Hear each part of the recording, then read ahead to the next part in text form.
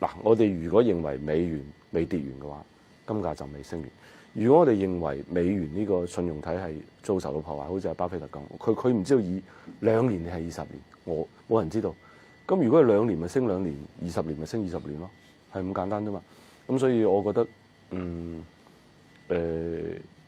仍然係嗰句話，即係黃金應該係每一個人嘅投資嘅組合入邊嘅一個部分，而唔係話大家瞓晒身成副身家買，亦都唔係咁嘅意思，而係你嘅投資組合入邊係一定要有黃金嘅，咁樣先可以有一個投資組合分散風險嘅啫。咁黃金咧其實同股票佢嘅走勢基本上相反，尤其係同美股基本上係相反嚇。咁所以如果你買咗黃金嘅話，你自動對於美股嘅風險亦都會有好好嘅對沖嘅。咁所以我覺得今年以嚟黃金係跑得最好嘅大類資產啦，沒有之一啦嚇。咁好多人都畏高嚇，即係好多人去估呢個黃金幾時先去到頂嚇。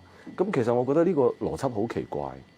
嗱，好多人認為比特幣係數字黃金，比特幣要去到唔知幾百萬。木頭姐話佢要去到幾百萬。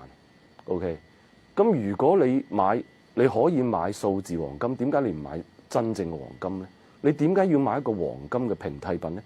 如果你認為黃金嘅平替品要去到幾百萬先見頂，因為佢所謂嘅有限嘅供給，咁黃金嘅供給更加有限，得返5萬噸地底下挖完冇噶啦。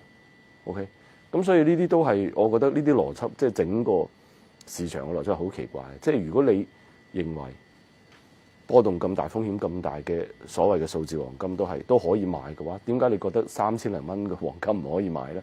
係嘛？咁如果你認為比特幣仲要漲10倍啊，去到100萬啦，而家10萬啦，去到100萬，咁黃金點解唔可以升10倍咧？因為一樣嘅啫嘛，佢亦都係冇，大家都係貨幣，甚至黃金係幾千年嘅貨幣，大家都冇利息，揸住都冇利息收嘅嚇。咁但係你話無論從波動好，從供應好，從乜都好，我覺得如果你認為數字黃金嚇，所謂數字黃金加密貨幣係可以買嘅話，咁其實黃金同樣嘅邏輯，反而黃金你應該買更加多。